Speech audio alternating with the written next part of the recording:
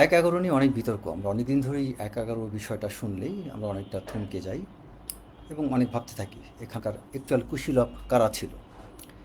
এই ১-১১ বা 9 আ আ 11 আ সরি কি বলে কি আপনার সরি ১-১১-২০০৬ যে ঘটনাটা ঘটে, এটা নিয়ে আমাদের সেই তত্ত্বাবধায়ক গভর্নমেন্ট ফরমেশন এবং সেই সময়ে সেনাবাহিনীর যে ভূমিকা, ফখরুদ্দিন, মইনু আহমেদ, পুরো বিষয়টা নিয়ে একটা এখনও ধোঁয়াশা আছে। কী কী ঘটেছিল, বিহাইন্ড দ্য সিন কী হয়েছিল, অনেকেই জানে না। তো এটা নিয়ে আমি মইনু আহমেদ ব্যতীত আমি মোটামুটি সবার সাথেই বলতে গেলে মেজরিটি আমি ইন্টারভিউ নিয়েছি। গত কিছুদিন আগে লেফটেন্যান্ট জেনারেল জাহাঙ্গীর, আমাদের সাবেক স্বরাষ্ট্র উপদেষ্টা, ওনার বাসায় গিয়েছিলাম। ওনার সাথেও আমি কিছু কথা জানার চেষ্টা করলাম। দেন ব্রিগেডিয়ার বাড়ি, তার সাথেও কথা বলেছি। আরও অনেকে যারা আছেন সিনিয়র ওই সময়কার অফিসার, যারা অনেকে অলরেডি জেনারেল হয়ে রিটায়ারমেন্টে চলে গেছেন, তাদের অনেকের সাথে কথা বলেছি। এবং তারপরে সেই সময় যেহেতু আমি সার্ভিং ছিলাম, তখন দেখেছি কাছ থেকে হোক ডাইরেক্টলি ইনডাইরেক্টলি অনেক কিছু দেখার সুযোগ হয়েছিল। তো এটা নিয়ে একটা বিষয় কিন্তু সবাই এড়িয়ে যাচ্ছে। ১-১১ বললেই সবাই সেনাবাহিনী শব্দটা নিয়ে আসে, কিন্তু এই সেনাবাহিনীর সামনে আসার পেছনে কারিগর যারা, এইটা কিন্তু আসে না। আপনি গত কয়েকদিন আগে কিন্তু পত্রিকায় একটা লেখা বের হলো, আপনারা হয়তো এটা যে মামুন, লেফটেন্যান্ট জেনারেল মামুন খালিদ, তিনি একটা স্টেটমেন্ট দিয়েছেন যেখানে তিনি দুইটা পত্রিকার কথা উল্লেখ করেছেন, প্রথম আলো ও ডেইলি স্টার। তার কথা ইনডাইরেক্টলি তার কথায় দুইটা পত্রিকার সম্পাদকের কথা বলেছেন, যেটাকে আবার সবাই মিডিয়াতে এই দুইটা পত্রিকাকে রিলেট করেছেন। এখন আমার কথা, আমি প্রথম আলো ডেইলি স্টার বলবো না, যেই পত্রিকাই হোক, যে সম্পাদকরাই হোক, যারা এই সময়টাতে এই যে ন্যারেটিভ তৈরিতে তারা বিভিন্ন ভূমিকা রেখেছে। আপনারা খেয়াল করে দেখবেন যে আমেরিকা কি করে। আমেরিকা যখন কোনো দেশে হামলা করতে চায়, ইরাক হোক, ইরান হোক, আফগানিস্তান হোক, তারা ওই দেশ নিয়ে কিন্তু একটা ন্যারেটিভ তৈরি করে। ন্যারেটিভটা মানুষের মনে এস্টাবলিশড হয়ে যায়। ধরেন আপনি তাকে একটা মানুষের মধ্যে আপনি তার একটা পরিচিতি ছড়িয়ে দিলেন যে সে একজন সন্ত্রাসী। এই যে সন্ত্রাসী শব্দটা ছড়িয়ে দিলেন মানুষের পারসেপশনের মধ্যে, তারপরেই কিন্তু আপনি এনফোর্সমেন্টে যাচ্ছেন, পুলিশে অ্যাকশন নিচ্ছেন।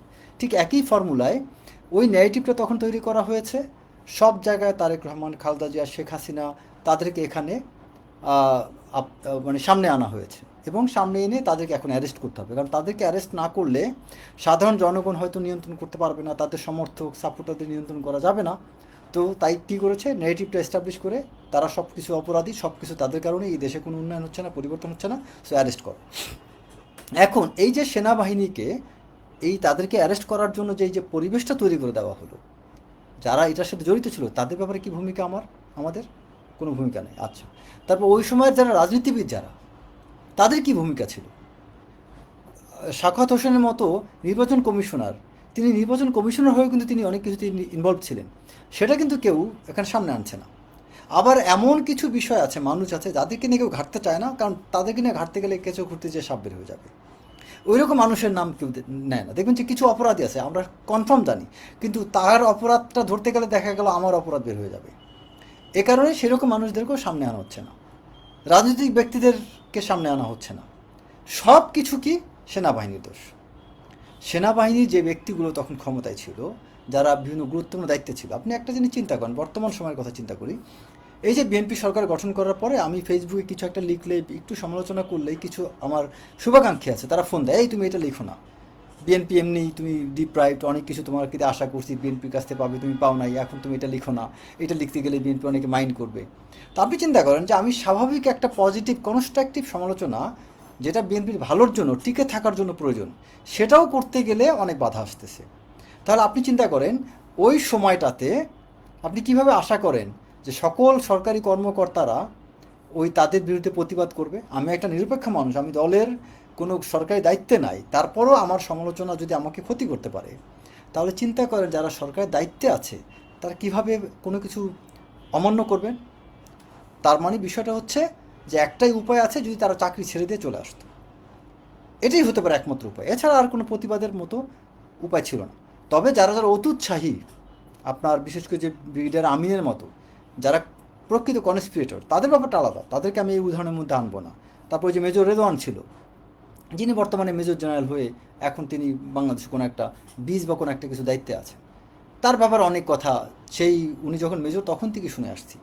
এখন তিনি তো একটা বহাল তবিয়তে একটা দায়িত্বে আছেন। এখন তাই বলে তার ক্ষেত্রে ছাড় দিবেন, আরেকটা ব্যক্তি যিনি মরা গরু তাকে নিয়ে আপনি টানাটানি করবেন, এটা তো বৈষম্য হয়ে গেল। এইরকম বৈষম্য তো করা যাবে না। আপনি যদি ধরতে পারেন, সবাইকে ধরতে না পারেন তারা কাউকে ধরেন না। আর যদি আপনি সবাইকে আপনি এটার ম্যাক্সিমামকে যদি আপনি আইনের আওতায় আনতে না পারেন, তাহলে একটা দুটো মরা গরুকে টেনে লাভ কি? একটা দুটাকে হয়রানি করে তো লাভ নাই। এতে একটা দেশে আইন কানুনের প্রতি আমি মনে করি অবমাননা করা হয়, অবজ্ঞা করা হয়।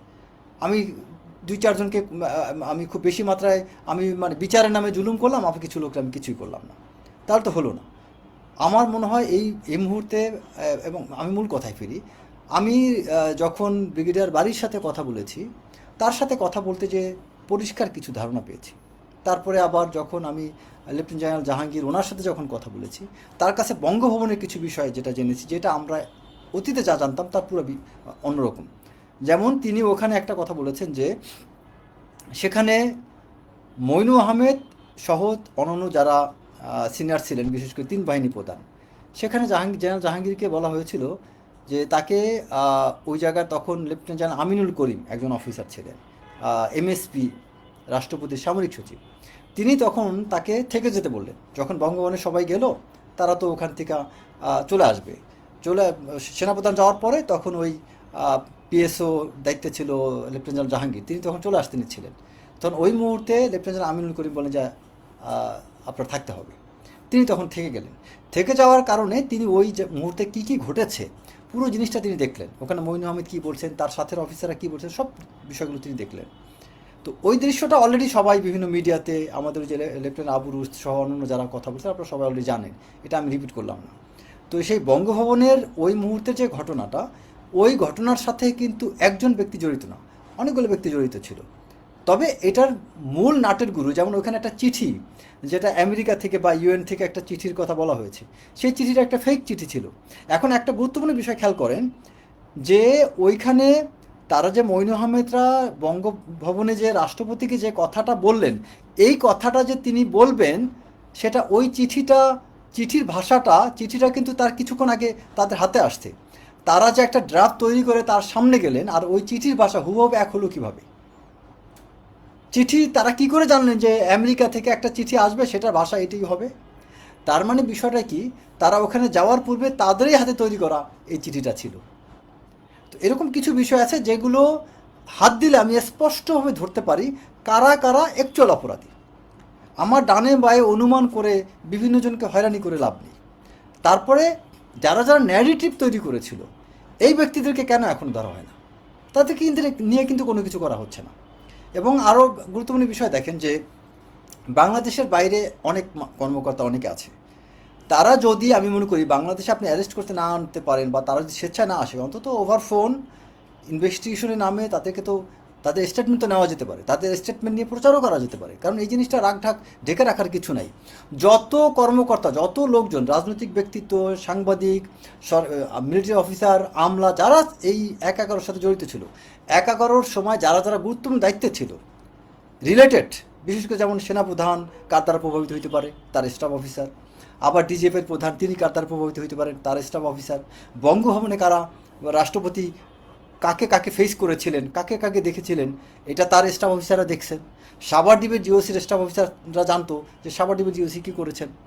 এবং তৎকালীন মুখ্য সচিব, ক্যাবিনেট সচিব, যারা যারা দায়িত্বে ছিল, তাদের প্রত্যেকটা ব্যক্তিকে, এবং মিডিয়ার যাদের কথা আসছে যে এই সাংবাদিকগুলো ডিজিএফ হেডকোয়ার্টারে যেতেন, প্রত্যেকের সাক্ষাৎকার বা তাদের ইন্টারভিউ, তাদের ইনভেস্টিগেশন বা তাদের জবানবন্দি নেওয়া উচিত। এই জবানবন্দিগুলো নিয়ে আমি মনে করি এটা প্রকাশ্যে একটা তদন্ত হওয়া উচিত, যেটার মাধ্যমে আমি মনে করি যে সত্যিকারের তারেক রহমান প্রতি কারা টর্চার করেছিল, ১/১১-র সময় বাংলাদেশে যে অন্যায়গুলো হয়েছিল।